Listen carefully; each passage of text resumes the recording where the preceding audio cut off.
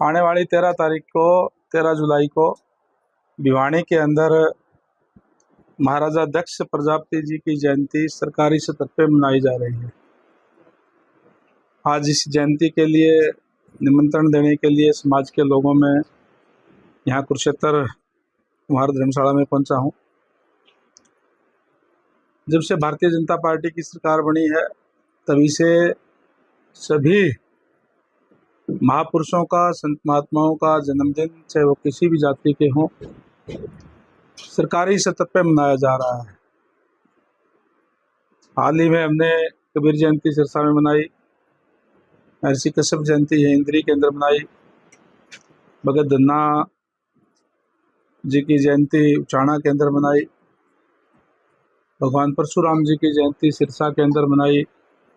महर्षि वाल्मीकि की जयंती, रविदास जयंती, ये सभी जयंतियाँ सरकारी स्तर पे मनाई जा रही है। इसकी शुरुआत भारतीय जनता पार्टी की सरकार बनने के बाद माननीय मनोहर लाल जी ने की और उसको अभी लगातार नायब जी के नेतृत्व के अंदर ये चल रहा है। और पहली बार सरकारी स्तर के ऊपर जयंती हमने पिछली बार हिसार के अंदर मनाई थी, जिसमें पूरे प्रदेश भर से अनेक समाज के लोग बड़ी संख्या के अंदर शामिल होकर के हिसार की जयंती में एक अच्छा सम्मेलन, बड़ा सम्मेलन करने का काम किया था। और इस बार मुझे कई जिलों के अंदर जाने का मौका मिला है। बहुत उत्साह समाज के लोगों में है और मैं समझता हूं कि 13 जुलाई को बहुत बड़ी संख्या में पूरे हरियाणा प्रदेश से समाज के लोग वहां जाकर के एक बहुत बड़ा सम्मेलन वहां करेंगे, जिसमें मुख्य अतिथि हमारे यशस्वी मुख्यमंत्री आदरणीय नायब सैनी जी होंगे। अनेक मंत्रीगण उस प्रोग्राम में आएंगे और भी बड़े बड़े नेतागण, विधायकगण वहाँ पहुँचेंगे। पहुँच करके महाराजा दक्ष प्रजापति जी के चरणों के अंदर अपनी हाजिरी लगाने का काम करेंगे। आज समाज के अंदर इसलिए भी बहुत उत्साह है कि यहाँ जो जयंतियाँ जो मनाई जा रही है वो उससे समाज अपने आप को समाज गौरवान्वित महसूस करता है कि सरकारी स्तर पे जयंतियाँ मनाई जाती है। और इसलिए बड़ी संख्या में जाकर के जहाँ महाराजा दक्ष प्रजापति जी को श्रद्धा सुमन अर्पित करने का काम करेंगे, वहीं माननीय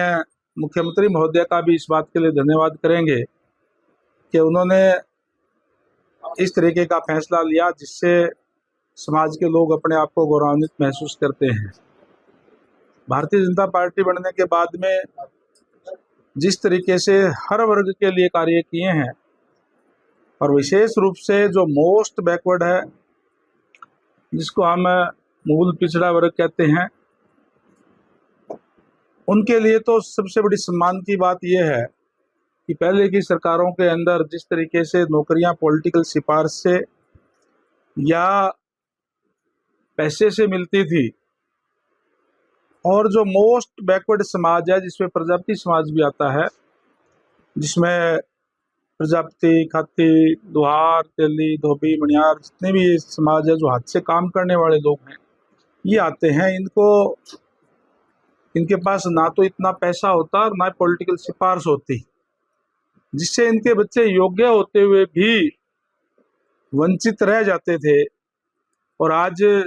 मुझे खुशी है इस बात की कि जब से भारतीय जनता पार्टी की सरकार बनी है तब से लगातार जितनी भी भर्तियां हुई है वो पूरी की पूरी हुई है, कोई भी बैकलॉग नहीं रहा।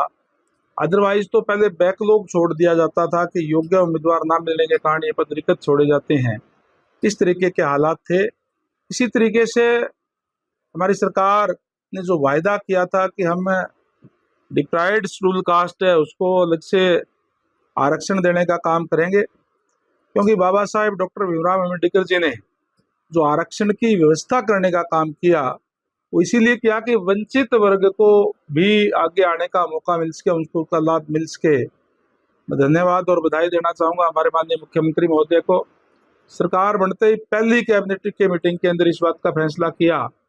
कि डिप्राइव्ड शेड्यूल कास्ट को 10% से अलग से आरक्षण हरियाणा प्रदेश के अंदर मिलेगा। इसका लाभ आज उस वंचित वर्ग को मिल रहा है जो कभी आगे नहीं आ सका था। इसी तरीके से चाहे पंचायतों के अंदर आरक्षण देने की बात हो, आज हर ब्लॉक के अंदर सरपंच बनते हैं, हर ब्लॉक के अंदर ब्लॉक समिति के मेंबर बनते हैं, हर जिले के अंदर जिला पार्षद BCA BCB के अलग से बढ़ते हैं, उनको अलग से आरक्षण की व्यवस्था दी गई है। इस तरीके के अनेक कार्य हुए जिससे आज जो गरीब जो लोग हैं उनको भी इस बात का लाभ मिल रहा है। मैं इसके लिए भी माननीय CM साहब का धन्यवाद करता हूं और समझता हूं कि जहां हमने पिछली बार जयंती मनाई थी, कुरुक्षेत्र से भी बड़ी संख्या के अंदर हिसार गए थे। इस बार भी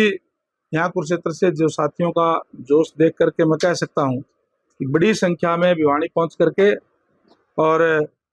उस सम्मेलन को एक बड़ा सम्मेलन बनाने का काम करेंगे। वहीं माननीय मुख्यमंत्री महोदय का भी इस बात के लिए धन्यवाद करेंगे। मतलब आपकी समाज की जो रैली हो रही है या सभा के कोई डिमांड रहेगी समाज के नाते?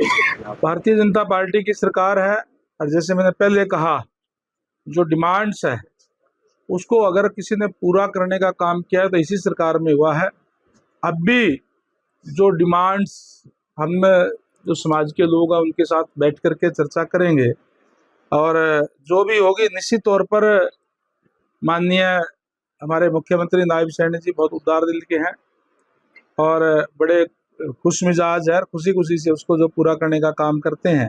निश्चित रूप से जो डिमांड समाज की तरफ से होगी उनको भी पूरा करने का काम माननीय मुख्यमंत्री करेंगे। मानसून नजदीक है, बारिश का मौसम, सड़कों पर जल भराव क्या कुछ किया? देखिए, हमने जैसे पहले कहा था कि जो टूटी हुई रोड्स हैं, क्योंकि अगर मैं PWD की विभाग की बात करूं तो 30,664 किलोमीटर का रखरखाव हमारा डिपार्टमेंट करता है और बाकी तो NHI की रोड भी है, वो सेंट्रल गवर्नमेंट की है, NHI के अधीन है और उसमें से 14,300 किलोमीटर की रोड DLP पीरियड के अंदर थी, जिसमें जहाँ भी अगर कोई कमी थी तब हमने उस एजेंसी से वो कार्य करवाने का काम किए हैं और लगभग 5,000 किलोमीटर रोड ऐसी थी जो बिल्कुल ठीक ठाक थी या जिसमें कोई थोड़े बहुत गड्ढे थे तो उसको हमने भरने का टारगेट बनाया था, उसके सारे गड्ढे हमने भर दिए हैं और 5,000 किलोमीटर रोड लगभग ऐसी थी जो मतलब उसको हम यूँ कह सकते हैं कि पुअर कंडीशन के अंदर थी, जिसका कई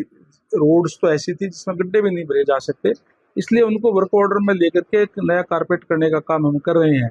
और पूरे प्रदेश के अंदर इस साल के अंत तक 5,000 किलोमीटर की सारी रोड नई कारपेट उस पर हो जाएगा और बाकी हमारी वर्क ऑर्डर के अंदर लगभग 5 किलोमीटर की रोड ऐसी थी जो हमने जिस पे काम चल रहे थे, कुछ पूरे हो गए। इस तरीके से थे जो गड्ढे है वो हमने पूरे प्रदेश के अंदर भरने का काम किया है। में कल सड़कों पर खड्डे हैं जो साइडों में सर घेरा वो सही ढंग से नहीं, अधिकारी भी लापरवाही। अगर फिर भी अगर कहीं कोई इस टाइप की शिकायत मिलेगी तो निश्चित रूप से हम उसको पूरा भी करेंगे और अगर कोई कोताही किसी अधिकारी ने कोई बरतने का काम किया तो उनके खिलाफ एक्शन भी हम लेंगे। मंत्री सिटी है, माननीय मुख्यमंत्री महोदय ने आदेश दिए हैं और ये कहा भी है कि हरियाणा के अंदर अपराधियों के लिए कोई जगह नहीं होगी। या तो वो बदमाशी छोड़ देंगे, अपराधीपना छोड़ देंगे और या फिर उनकी जगह जेलों के अंदर होगी। पुलिस को सख्ती से आदेश दे दिए हैं कि अपराधियों के ऊपर कार्रवाई करे और उनको पकड़ के जेलों के अंदर डालने का काम करे। निश्चित तौर पर भारतीय जनता पार्टी की सरकार है, इस बात को कतई सहन नहीं करेंगे कि यहाँ अपराध हो और उसके खिलाफ कड़ी कार्रवाई की भी है और आगे भी करेंगे।